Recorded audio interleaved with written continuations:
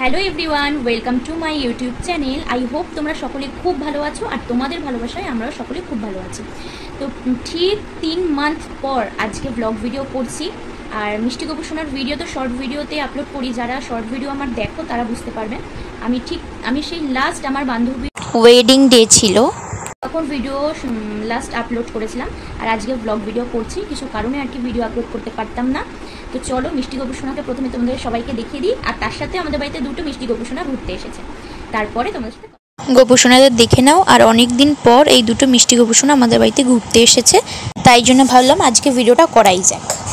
আর হ্যাঁ, দাঁড়াও, কোথায় যাচ্ছ তোমরা? তোমাদের তো বলাই হলো না যে আমি এখন ফাইনালি বেরিয়ে পড়েছি কিসের জন্য। তো তোমরা পুরো ভিডিওটা দেখো, তাহলেই বুঝতে পারবে যে এখন আমরা কোথায় যাচ্ছি।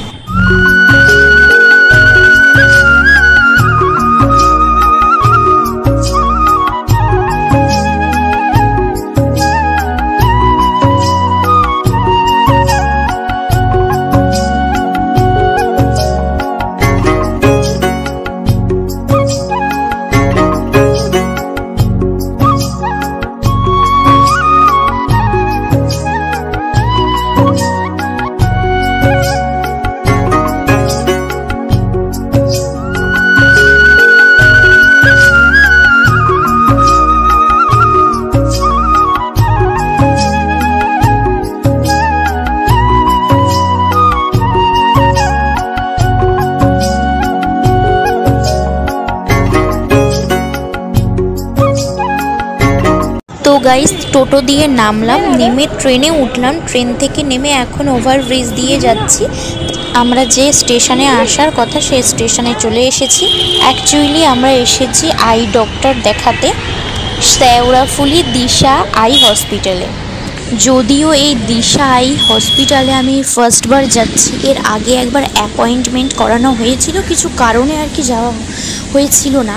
তো আবার করানো হলো রিসেন্ট, মানে যেদিন করালাম তারা একবার বললো যে এরকম টাইমে আসতে হবে। তো ডেট দিয়েছে, তো এখন যাচ্ছি। তো যাই, তারপরে বুঝবো আর কি। ফার্স্টবার যাচ্ছি, কিছু বুঝতে পারছি না, সেই জন্য আমার সাথে বাবা মা বোনু সবাই গেছিলো। আর একটা কথা, হসপিটালটার আশেপাশে ভিউগুলো এত সুন্দর আর এত ক্লিন। এলাম ওখান দিয়ে, ওনারাই জিজ্ঞেস করলো যে কোড নাম্বারটা দিলাম, যেহেতু যখন আমি অ্যাপয়েন্টমেন্ট করিয়েছিলাম আগের বারেরটা বাবা করিয়ে দিয়েছিল আর এইবারেরটা আমি করিয়েছি। তো সেখান দিয়ে ওনারা একটা কোড নাম্বার দিয়েছিল, সেই কোড নাম্বারটা বললাম, তখন আর কি নামটা বললো যে এই নামের পেশেন্ট আছে। আমরা বললাম হ্যাঁ। তো একটা ফর্ম দিল, তখন আমরা ফিল আপ করলাম। ফিল আপ করে বললো এখন ভেতরে এসে বসার জন্য। এই দেখো, ফর্মটাকে নিয়ে এখন বসে আছি। তো ওনারাই যখন আমাদের মেল মানে কল করবেন তখন আর কি যাবো।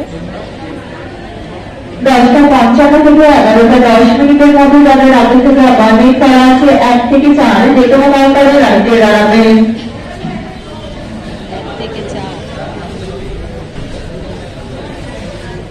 তোমরা শুনতেই পাচ্ছিলে যে অ্যানাউন্স করছিল 1 থেকে 4-এর মধ্যে। তো সেখানেই আমার দেখানো হয়ে গেছিলো। সেই পার্টটা ডক্টর দেখানোর ছিল না, সেই পার্টটা ওখান দিয়ে আর কি ফর্ম দেবে।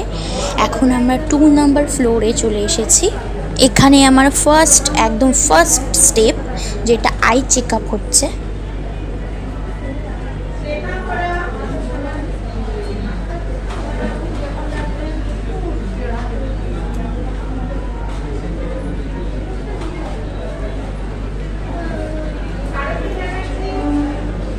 এখানে আমার একটা সমস্যা হয়েছিল, সেটা হলো দুবার হেডটাকে একবার এদিক দিয়ে ওদিক নিয়ে যেতে হবে। তো 2 জায়গায় আর কি চেক হবে আইটা, মানে আইসগুলো। তো আমার আইয়ে মেশিনের ভেতর দিয়ে হাওয়া আসছিল, তো যেই কারণে আমার চোখটা বন্ধ হয়ে যাচ্ছিল। 2বার করে ট্রাই করতে হলো আর কি। তো এখন যেতে হবে, পাওয়ার চেক আপ হবে আমার চোখের। তো সেই কারণে তারপর ডক্টর দেখবে। পাওয়ার চেক করতে গিয়ে চোখের মধ্যে এমন একটা ড্রপ দিয়েছিল, সত্যি মানে তাকানোই যাচ্ছিল না। তারপরে আর কি ভিডিও করা হয়নি, আমরা ডক্টর দেখিয়ে নিয়েছি। ডক্টর বলেছে চোখের পাওয়ার একেবারে ঠিক আছে। তো এখন চলে এসেছি ওভারব্রিজে, আমাদের ট্রেন ধরতে হবে।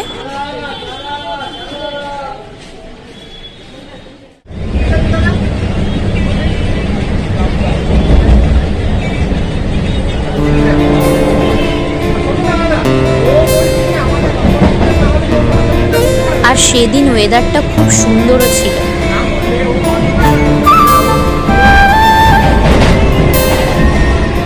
জানালার মধ্যে দেখতেই পাচ্ছ যে বৃষ্টির ফোঁটা পড়ে আছে, ভিডিওতে তো দেখাই যাচ্ছে।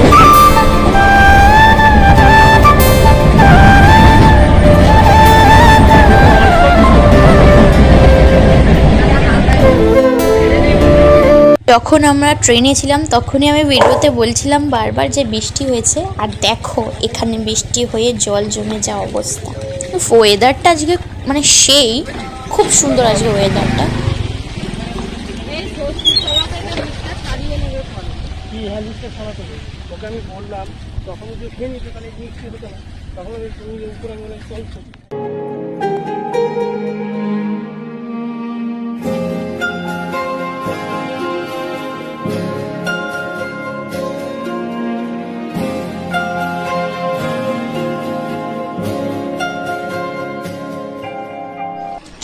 এই মন্দিরটা আমাদের বাড়ির সামনেই, মায়ের মন্দির।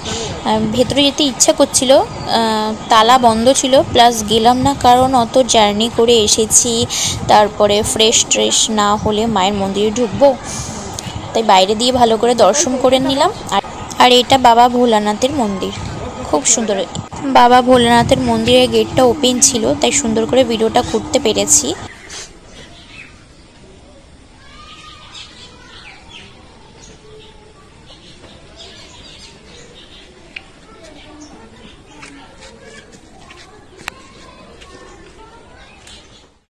বাড়িতে আসার পর ভিডিও করার এনার্জিটুকু ছিল না, সত্যি ঘুমিয়েও পড়েছিলাম ফ্রেশ হয়ে খেয়ে দিয়ে।